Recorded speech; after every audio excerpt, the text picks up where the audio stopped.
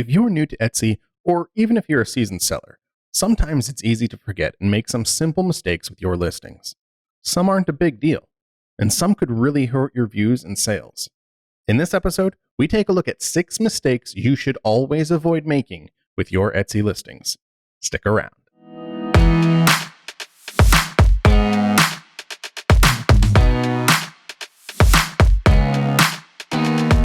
I'm Lisa. I'm Jade. I'm Gordon. I'm Richie, and this is The Jam with Team Marmalead. So what is Marmalead? Is it a set of tools? Is it a resource? Is it education? Yes. Yes, it is. It's all of those. Marmalead helps you grow your sales with real shopper keywords.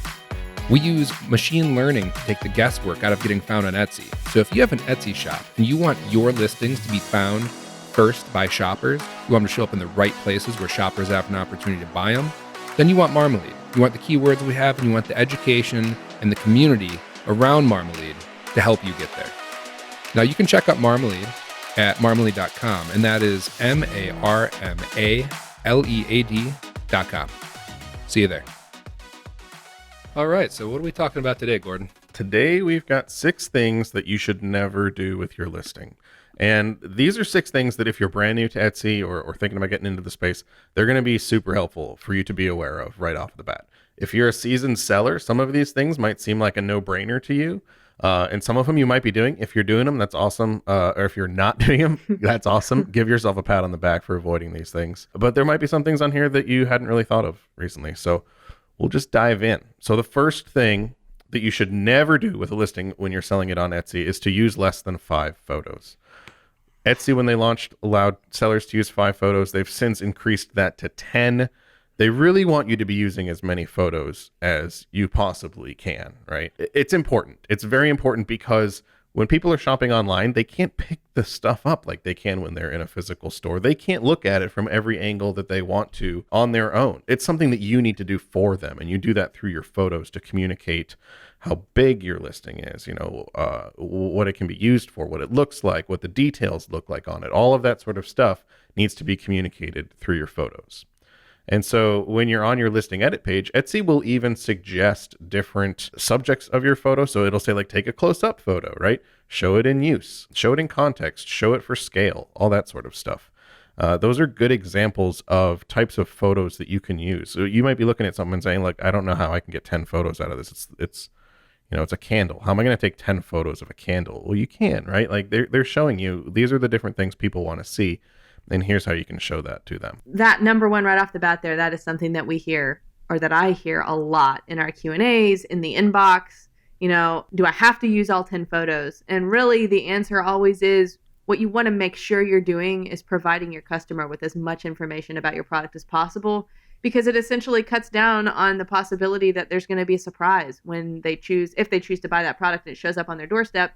You don't want them surprised by any piece of that. And your photos are your number one opportunity, along with your description, but your photos visually, to make sure that there are no surprises. So like Gordon was saying, with a ring, is there filigree on the side of it? You'd want to make sure that you're showing that. What does it look like on the average hand? What does the stone look like from different angles? I mean, these are really important because, again, like Gordon said, you want to replicate that experience for them as much as possible of walking in, picking up a product off of a shelf, turning it around in your hands, and making that decision based on that tactile experience that you're going to buy this product. And while you don't have access to handing them a tactile experience, your photos are your number one opportunity to match that as close as possible. So yeah, and I think as a buyer on Etsy, for me, the biggest thing is sizing, to understand, like, I see that on your hand, but like, how big is it going to actually be? Or how big is that picture going to be on my wall? I can read your dimensions, but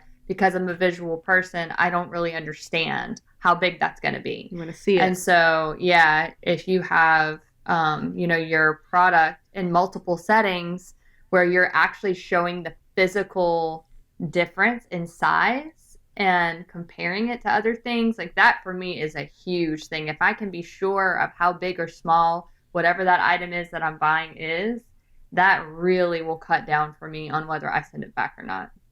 But my question, though, is if I am an Etsy seller and I'm selling, for example, greeting cards, and I just can't seem to get 10 images out, am I going to get dinged? Is it negatively going to affect my SEO? Is something bad going to happen?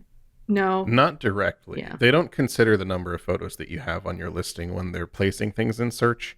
But if having fewer photos means that people are buying it less after they visit your listing, that will have an Yeah. impact on your ranking. Yep.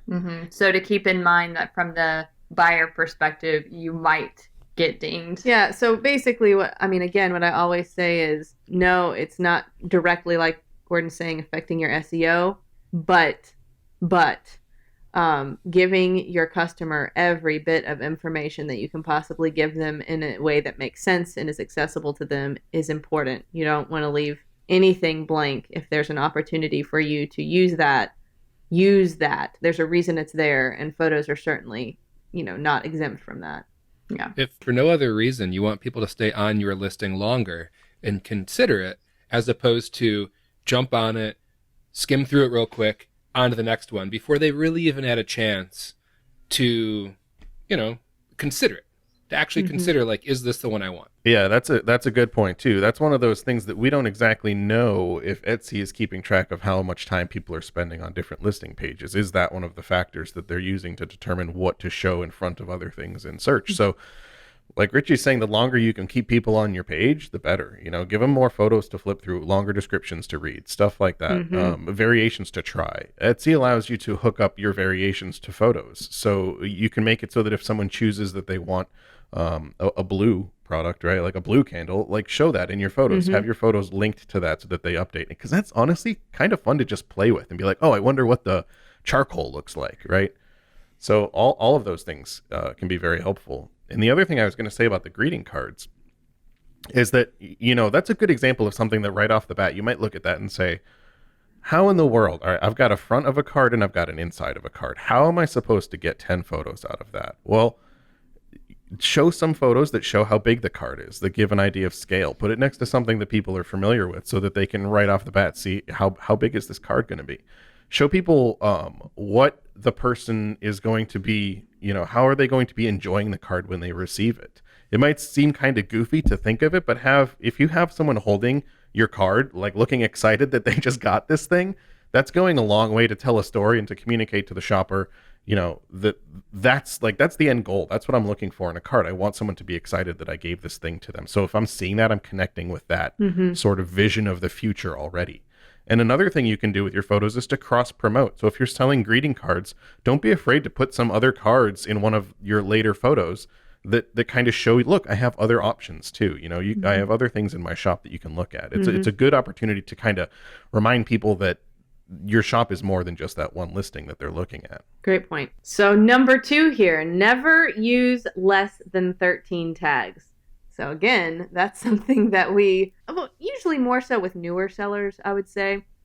They'll say what's going on, and you'll jump in and see that they're not using all of the tags. And, those are 13 opportunities that Etsy is just handing you, right? So you want to use all 13 for sure. Yeah, that's a key in how you get placed in search. And when people are looking for things on Etsy, which, search makes up 80% of visits to listings on Etsy. It's a huge way that people explore the marketplace.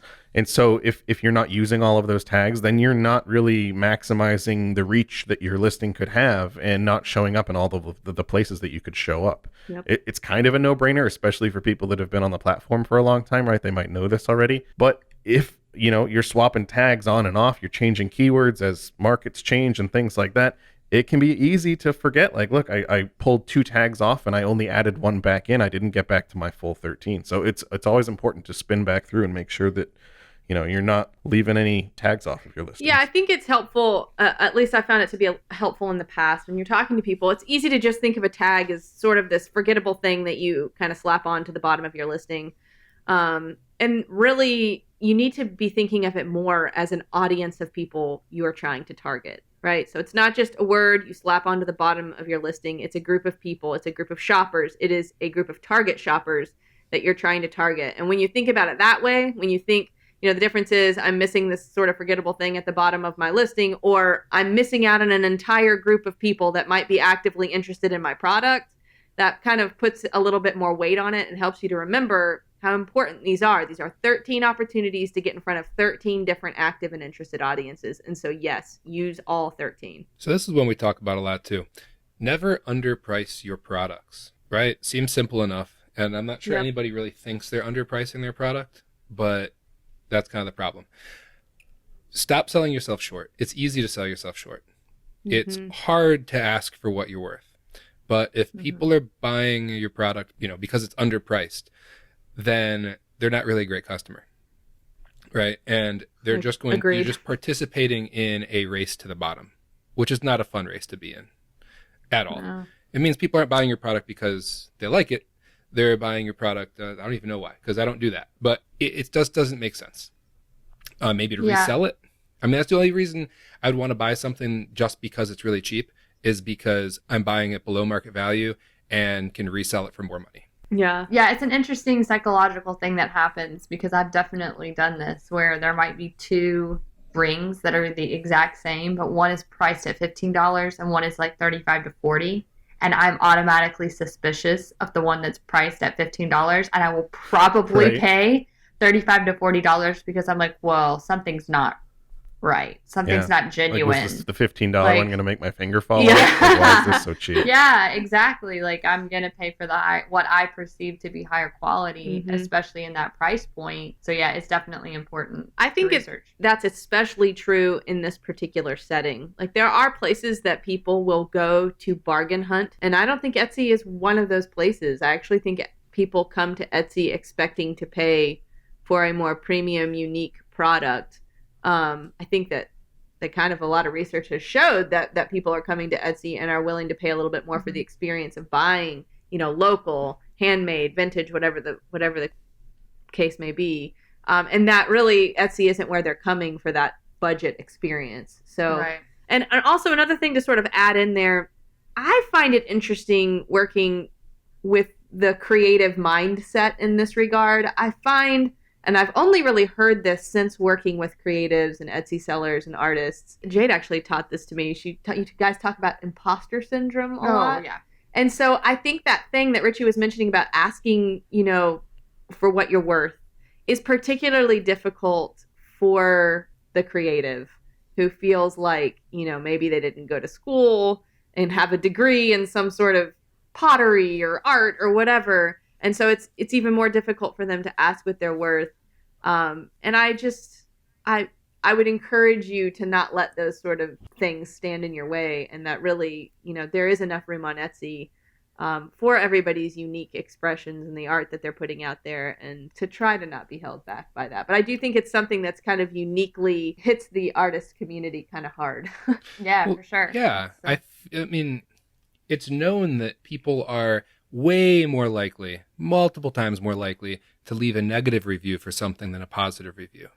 And I think that really I think this is where we really see it. It really takes a toll on our value, because constantly people are way more likely to say what you did wrong than say what you did right. What you did right, yeah. Absolutely. You know, people, and we see this with reviews that get left. You know, people will just leave mean-spirited reviews about like how this was lower quality and I thought it wasn't worth this, you know? Yeah. But how many people are really leaving reviews saying, wow, I would have paid double this?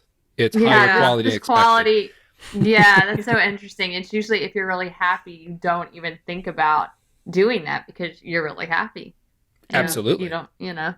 And I know we've talked about this before, and again, I think that it's a little bit harder for some of those creatives out there that don't naturally do the business side of things, that's not the natural side, to ask for those positive reviews. That really is okay. And I think, you know, the majority of people who have good experiences, they don't mind, you know, they need to be reminded. The thing is, they're on like a little dopamine high that they got exactly what they wanted, and then they're just going to forget. They're going to spend all day hanging the painting or doing whatever. I don't know. So remind them, right? Ask for that review. Like, if you loved the product, it would be really helpful for my little shop if you left this review.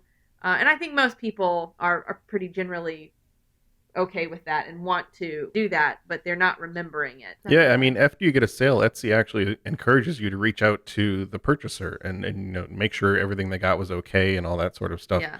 Take advantage of that. Hit them up through Etsy and send them a message and say, thank you so much for your purchase. If you have any questions about this or I can help you with anything with this product, let me know. I'm happy to help. And hey, if you don't mind and you're happy with it, leave me a review. I'd love that. It helps support my shop and it helps me do better. Yeah, absolutely. Let me jump in real quick to let you know that if you're enjoying this podcast, you should definitely check out our free 3-part mini-series about Etsy SEO. It's designed to take you from what is Etsy SEO to an example of an efficient Marmalead workflow. Check it out at marmalead.com/jam2020. So number 4 is to never duplicate your listing. And so we'll kind of dive into what this exactly means here, but basically never making a one-for-one exact copy of your listing so that you have 2 listings on Etsy that are 100% exactly the same. You don't want to do that. One thing to keep in mind with any kind of duplication of listings or copying things over is that Etsy allows you to do this. They don't stop you from doing this, but they do require you to have the inventory to support the number of listings that you're creating. So I can't create 10 listings from one vintage thing that I have if I only have one of them, right? Because one of them is going to sell, and now there's 9 others hanging out there that haven't been tied back to that. And if those things sell before I can get in there and get rid of them, well, now you're going to have a bad time, and Etsy's going to have a bad time because they're going to have an unhappy customer on their hands. Yeah. So they have that rule in place. Yes. Etsy allows you to copy a listing. So if you're in your listing page in your shop, you can copy a listing and create a new listing from that. And that can be handy if you want to change a few things in your description, if you want to change some tags, the title around, some photos, right? Your pricing without having to redo all of the other stuff on that listing. It can be a bit of a time saver. And if, let's say you want to test a cover photo, like which of my cover photos is actually working better and pulling more people in from search, I can totally create 2 separate listings that have the same title, same tags, same description, everything. Just swap out that cover photo so it looks a little bit different, as long as I have the inventory to support that, right? And I don't mind paying the extra listing fee to do that. So it's something that you can do as a seller to test different things, but you really don't want to have a bunch of copies of the same exact thing hanging out there just to make your shop look bigger than it actually is.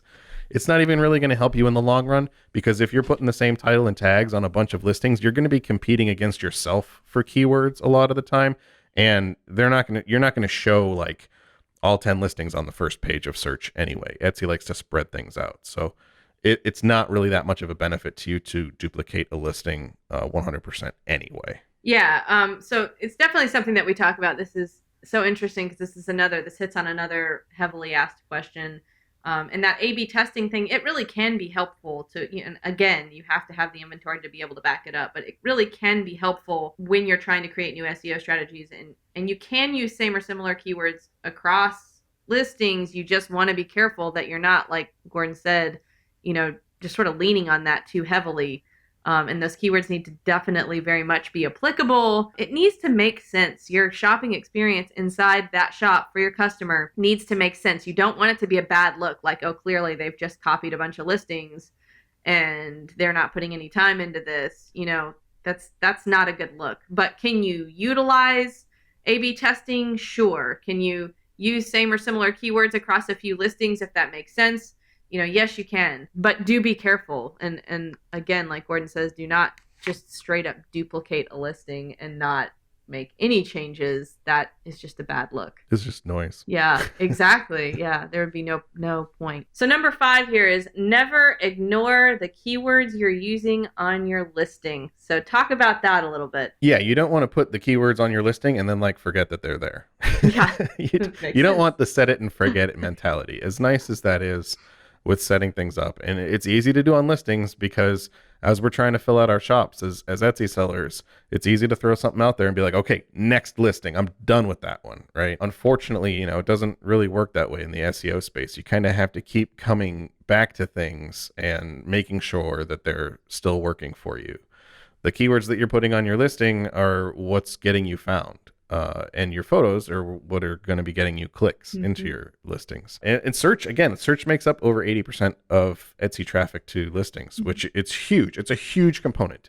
And even if you're taking out promoted listings, things like that, to make sure that you have a better chance of being found in search, it still relies on the tags and title that you've set up on your listings. It still relies on your keywords. If you've picked bad keywords, ones that don't generate a whole lot of searches or engagement, or even ones that don't describe your listing very well, yeah, you might show up for those things because you have promoted listings turned on. But if that's not what the person has in mind when they typed in the phrase and they see your things show up, it's not doing you any good. It's not going to help anyway. Yeah, we talk about that a lot. Like, if you want to throw money at something that's optimized. Throw money at something that you've put the time and effort into, optimizing for that space, for the audience that you're trying to target. You can advertise something that isn't optimized, but chances are that really isn't going to be super helpful for you. Whereas if you choose to invest that money into something that you have optimized and that has a solid organic SEO strategy, or a solid keyword strategy behind it,